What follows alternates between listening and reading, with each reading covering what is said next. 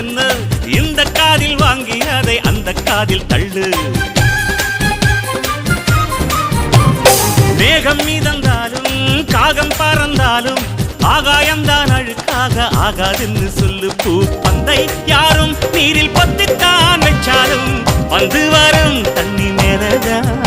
ஆட உன்னை யாரும் ஓரம் கட்டித்தான் வச்சாலும் தம்பி வாடா வந்து போடத்தான். மூணாம் பீரை மெல்ல மெல்ல வெண்ணிலவாய் மின்னுவதை மின்மினிகள் தடுத்திடுமா? சக்தி எல்லாம் ஒன்று சேர்ந்தாரே சொர்க்கம்